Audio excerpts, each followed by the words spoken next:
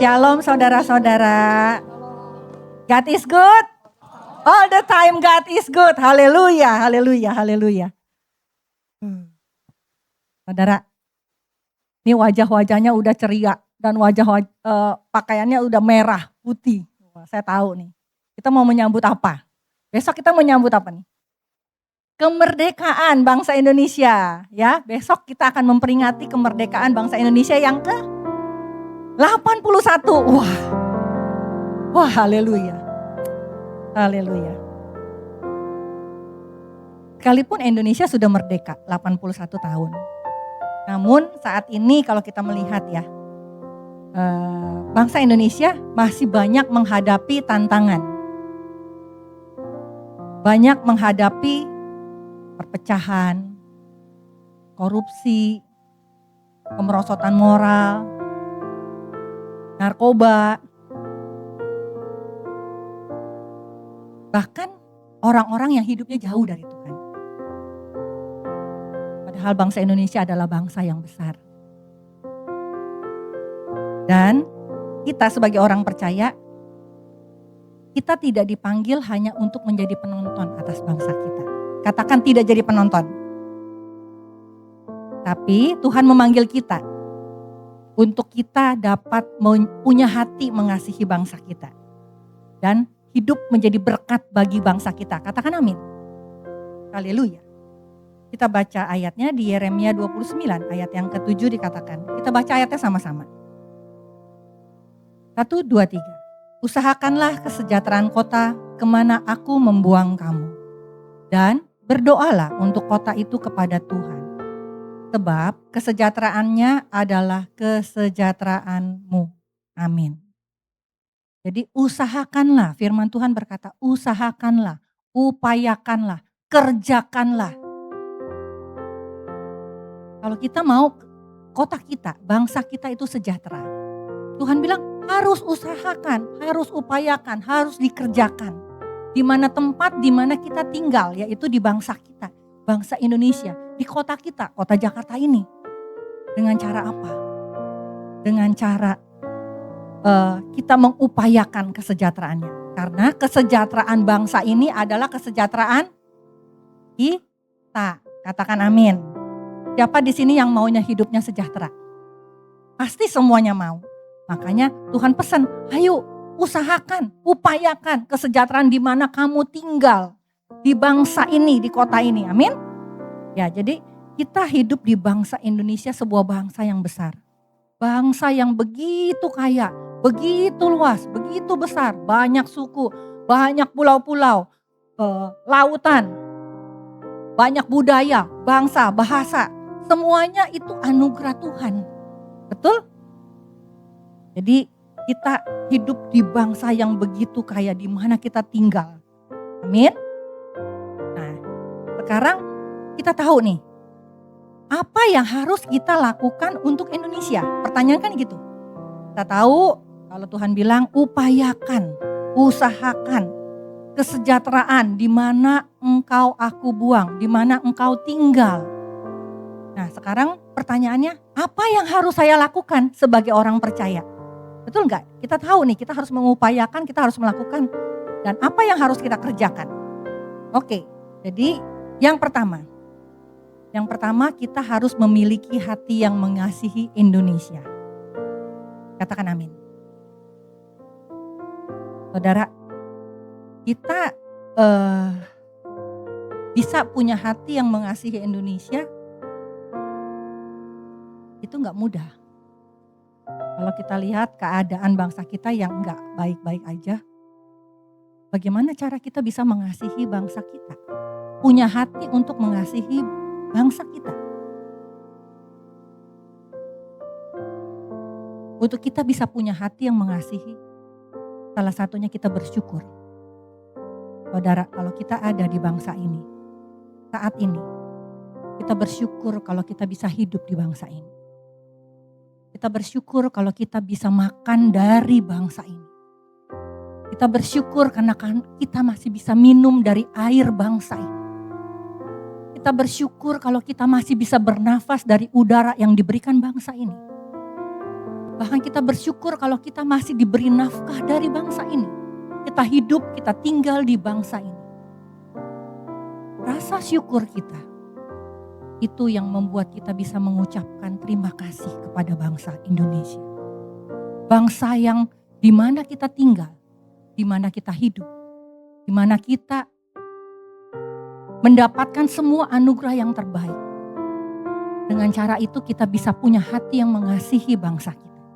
Salah satunya Nehemia. Kita belajar dari Nehemia.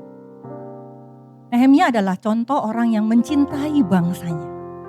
Ketika ia mendengar Yerusalemnya hancur, ia menangis, ia berdoa, ia berpuasa. Di Nehemia 1 ayat yang ketiga sampai keempat dikatakan, kata mereka kepadaku. Jadi orang-orang yang ada di Yerusalem berkata kepada Nehemia. Nehemia itu seorang, kalau saya bilang, seorang yang berada di Persia sebagai juru minumnya Raja Artasasta. Dia berada di Persia.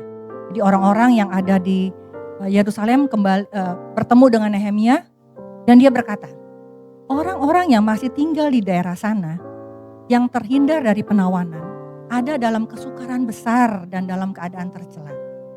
Tembok Yerusalem telah terbongkar dan pintu-pintu gerbangnya telah terbakar. Ketika aku dengar berita ini, duduklah aku menangis dan berkabung selama beberapa hari.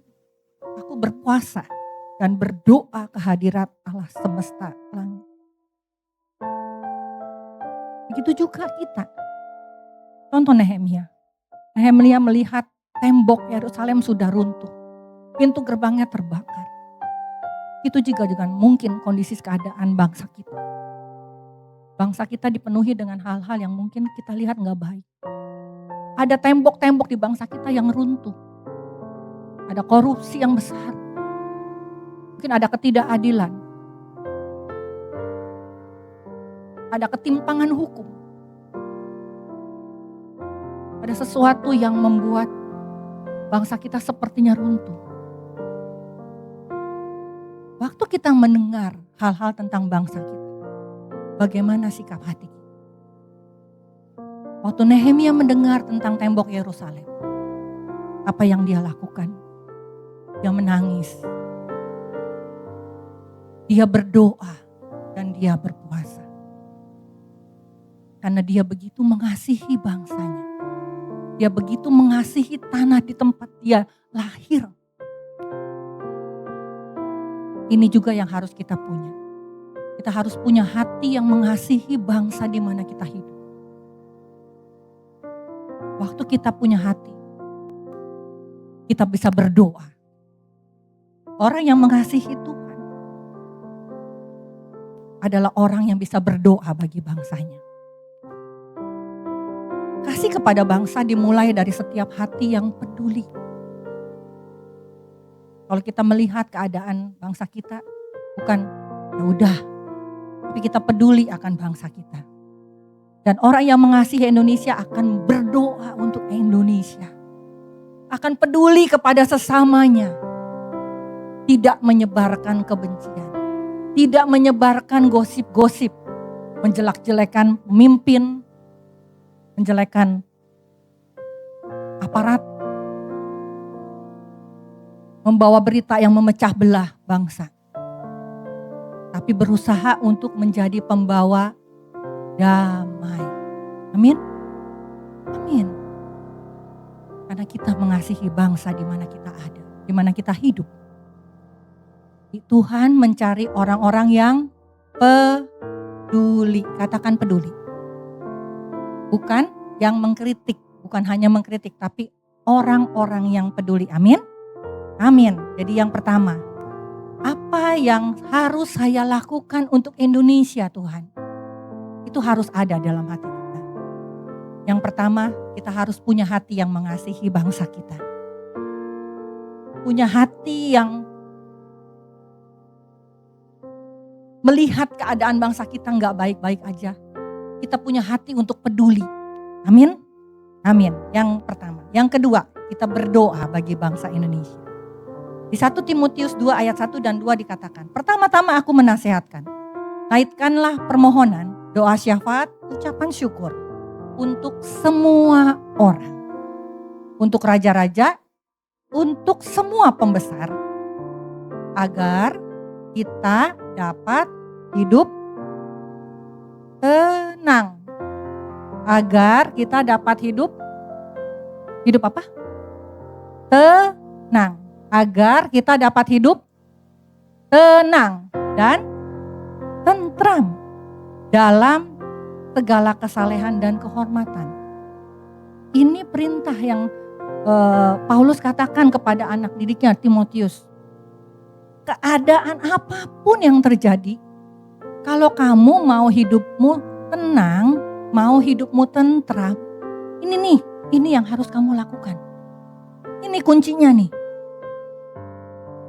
Ayo berdoa, mohon kepada Tuhan. Mengucap syukur untuk segalanya. Doakan siapa? Doakan raja-raja, para pembesar. Supaya kita dapat hidup tenang, dapat hidup tentram. Siapa di sini yang mau tinggal di Indonesia dengan hidupnya tenang dan tentram? Semua pasti mau. Tapi ada bagian yang harus kita lakukan. Bagiannya kita berdoa. Amin. Amin. Haleluya. Jadi Paulus mengajarkan agar semua orang percaya berdoa untuk pemimpin di bangsa dan pemerintahan. Amin. Amin. Haleluya. Di 2 Tawari 7 ayat 14 dikatakan. Dan umatku yang atasnya namaku disebut merendahkan diri, berdoa, mencari wajahku dan berbalik dari jalannya yang jahat. Maka aku akan mendengar dari sorga dan mengampuni dosa mereka serta memulihkan negeri mereka. Haleluya. Haleluya, haleluya, haleluya. Haleluya. Yang sanggup memulihkan bangsa kita, negeri kita hanya Tuhan. Hanya Tuhan. Makanya kita berseru kepada Tuhan. Umatku yang namaku disebut merendahkan diri, berdoa, mencari wajah Tuhan. Itu bagian kita. Dia yang sanggup memulihkan bangsa kita. Amin, amin, haleluya. Lalu kita berbalik dari jalan kita yang jahat. Kadang-kadang kita merasa, saya gak jahat kok. Saya gak jahat sama bangsa ini, enggak, saya gak jahat. Tapi perbuatan kita, perkataan kita yang mungkin menebarkan kebencian, menghina pemimpin bangsa kita.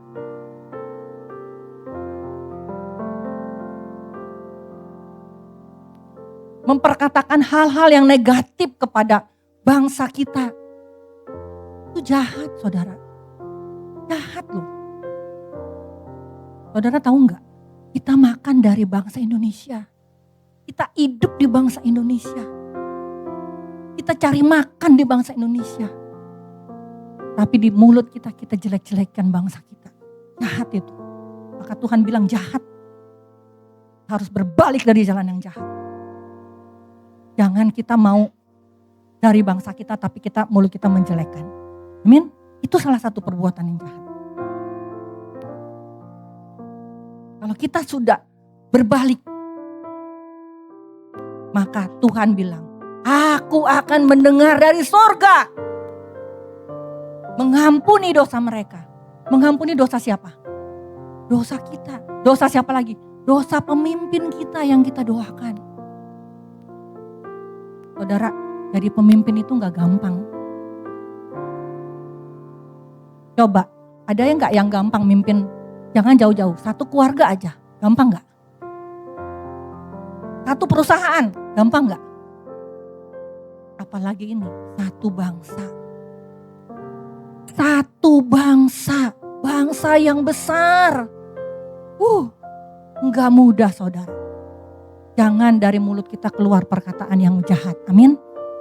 Doakan pemimpin kita, doakan presiden kita, wakil presiden kita. Doakan para menteri yang sedang bertugas kali ini. Doakan para anggota MPR, DPR. Doakan para aparatur negara, aparatur keamanan, TNI, Angkatan Darat, Angkatan Laut, kepolisian. Doakan mereka.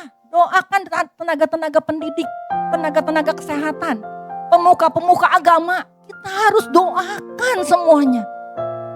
Dan yang terlebih lagi, kita harus doakan gereja-gereja agar bersatu.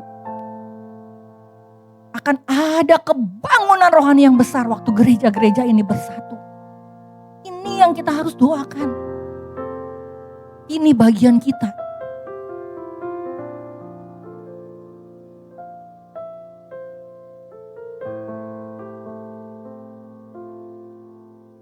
Karena apa?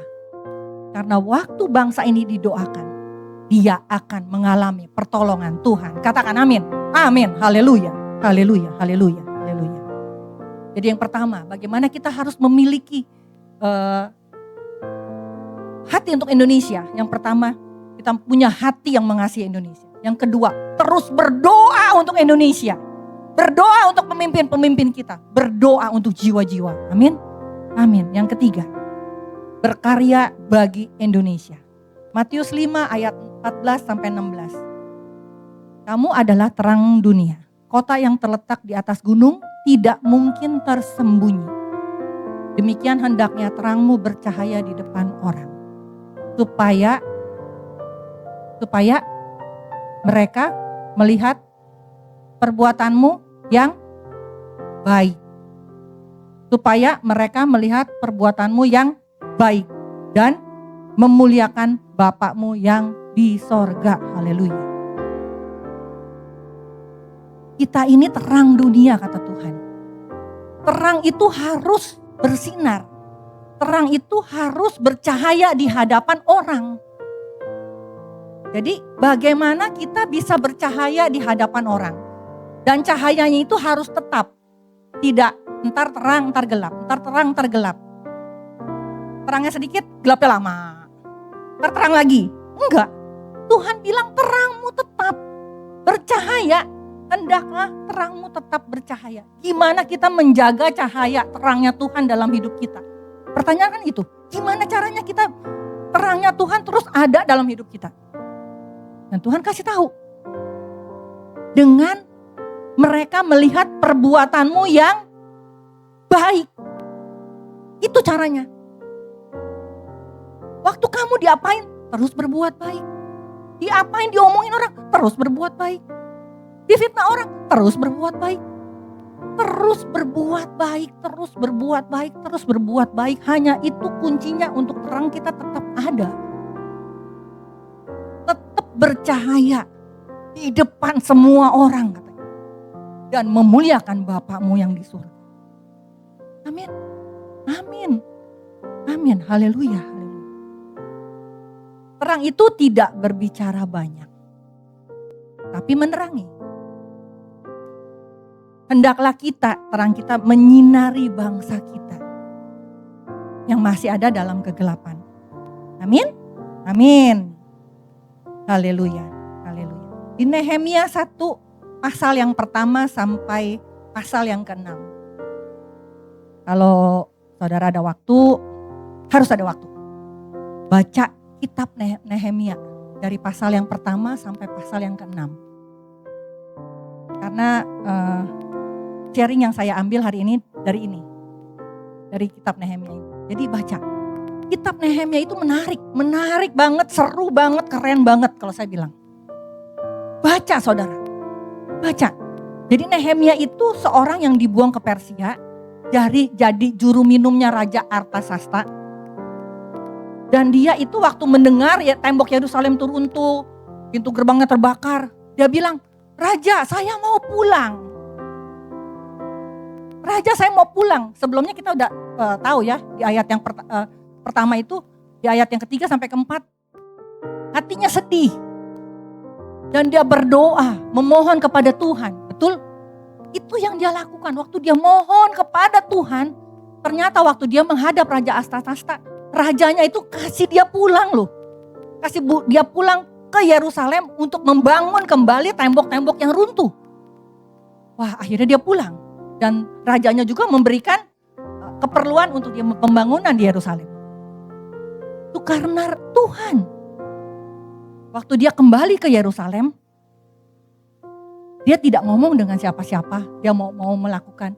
Karena dia pikir, siapa saya? Tembok Yerusalem dia kelilingin besar banget dan kerusakannya parah banget.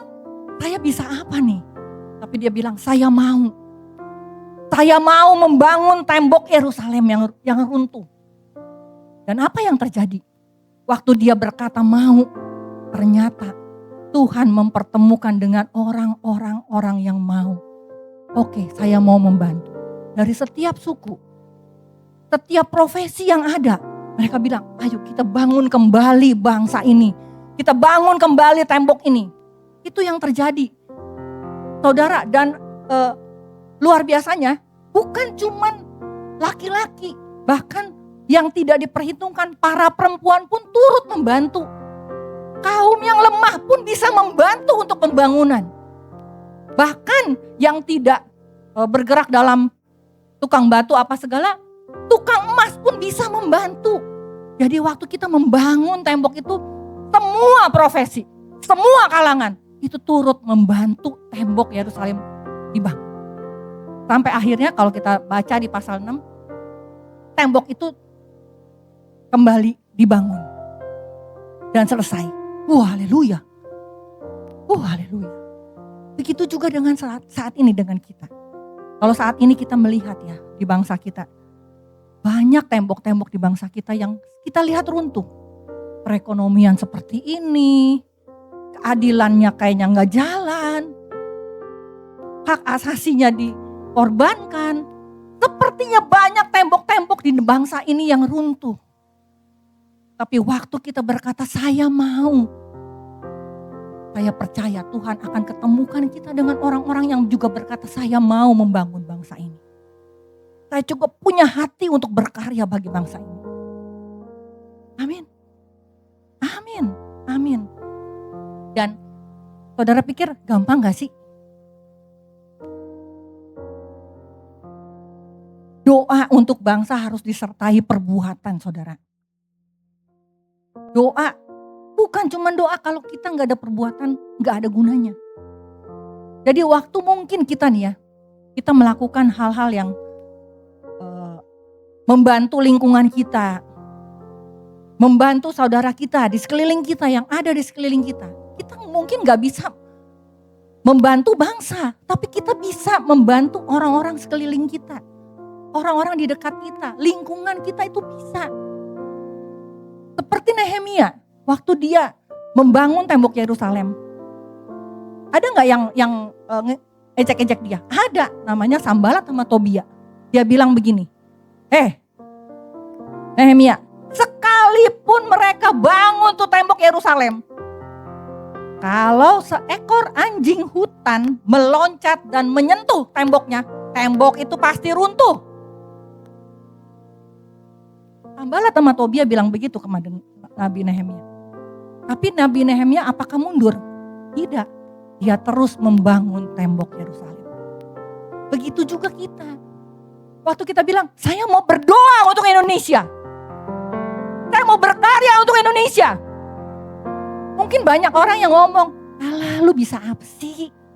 Emang lu bisa ngubah bangsa? Gak bisa, ngapain sih? Udah, duduk diam aja antang-antang di rumah, udah. Itu juga yang Nehemia terjadi pada Nehemia. Tapi apa yang dia lakukan? Dia terus berdoa. Dia terus berusaha. Katakan amin. Sehingga tembok Yerusalem itu terbangun. Jadi saudara, terus berkarya untuk Indonesia. Bantu orang sekeliling kita. Bantu mungkin lingkungan kita. Caranya bagaimana kita mengasihi Indonesia? Dengan memberi yang terbaik. Jujur kalau kerja. Gak korupsi. Jadi warga negara yang taat kepada hukum. Berkontribusi kepada lingkungan. Atau orang-orang sekeliling kita.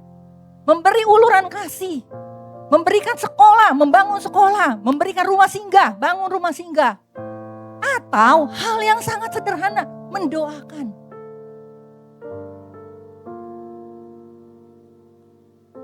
Saudara, ada satu kesaksian yang yang saya alamin. Itu anak saya sekolah. Saya selalu kasih bekal makanan. Jadi kalau sekolah tuh dia gak jajan gitu ya. Bekal makanan. Terus pada suatu hari dia bilang gini, "Mama, boleh gak mah kalau makanannya ini dilebihin?" Dia bilang, "Kenapa? Kurang emang makanannya?" Dia bilang, "Enggak sih mah," katanya. Tapi dia lihat ada seorang temannya yang kalau istirahat itu dia gak makan apa-apa.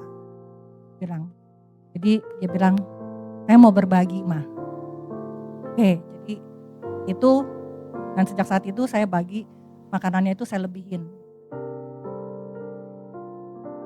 Saudara, apa yang kita lakukan mungkin kelihatannya kecil.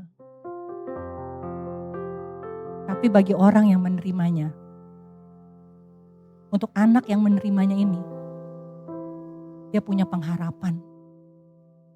Karena ada orang yang peduli. Ada orang yang peduli. Dia gak minta, tapi dia lihat ada orang yang peduli. Begitu juga kita, lihat sekeliling kita. Peduli kepada lingkungan kita. Peduli kepada orang-orang sekeliling kita. Itu tanda kita mengasihi bangsa. Mungkin gak sesuatu yang spektakuler, sesuatu yang besar. Tapi hal-hal kecil ini, saya yakin pasti akan mengubah setiap kita. Amin. Jadi apapun profesi kita, semua dapat dipakai untuk memberkati bangsa. Siapapun diri kita, siapapun itu bisa. Karena kita punya hati yang peduli, hati yang mengasihi. Amin. Amin. Haleluya, haleluya. Jadi perubahan bangsa dimulai dari perubahan hidup setiap orang percaya. Katakan amin. Jadi yang pertama, kita harus punya hati yang mengasihi Indonesia. Kedua, berdoa untuk Indonesia. Ketiga, berkarya untuk Indonesia. Yang keempat, membawa Indonesia semakin dekat kepada Tuhan. Amin. Melalui kebangunan rohani dan jiwa-jiwa yang diselamatkan. Kebangunan rohani dimulai ketika hati manusia kembali kepada Tuhan. Ini yang Tuhan rindukan. Kebangunan rohani, wah luar biasa. Saudara tahu gak, di bangsa yang besar ini, kalau terang Tuhan itu bercahaya. Semakin banyak jiwa-jiwa yang diselamatkan, akan banyak jiwa-jiwa yang menerangi bangsa Indonesia, betul? Itu yang harus kita rindukan. Selamatkan jiwa-jiwa Tuhan. Ada kebangunan rohani Tuhan. Sehingga jiwa-jiwa jadi alatnya Tuhan. Itu yang harus kita rindukan. Ada kebangunan rohani. Karena kita melakukan amanat agung Tuhan Yesus. Apa? Di Matius 28 ayat 19 dan ke-20. Karena itu pergilah kata Tuhan. Jadikan semua bangsa muridku dan baptislah mereka dalam nama Bapa dan Anak dan Roh Kudus. Ajarlah mereka melakukan segala sesuatu yang telah kuperintahkan kepadamu. Dan ketahuilah, aku menyertai engkau sampai kepada akhir zaman. Haleluya, haleluya, haleluya. Jadi Indonesia butuh anak-anak yang membawa terang. Amin. Indonesia butuh jiwa-jiwa yang diselamatkan, yang mengenal Kristus dan hidup menurut kebenarannya. Haleluya. Haleluya. Jadi tugas kita sebagai orang percaya, pertama kita harus memberitakan kabar sukacita. Injil kebenaran firman Tuhan bahwa Yesuslah Tuhan dan Juru Selamat. Memuridkan orang percaya menjadi saksinya Tuhan dan mengasihi tanpa membedakan suku, budaya maupun latar belakang. Jadi kesimpulannya, hati untuk Indonesia. Bangsa Indonesia membutuhkan setiap kita, orang-orang percaya yang mengasihi bangsa, punya hati untuk mengasihi bangsanya, hati yang peduli, hati yang bersyukur untuk bangsanya, yang mau berdoa untuk bangsanya, mau berkontribusi, mau berkarya untuk bangsanya, untuk lingkungannya, untuk orang-orang sekelilingnya, dan untuk penuaian jiwa. Amin. Saya undang para pemusik untuk naik.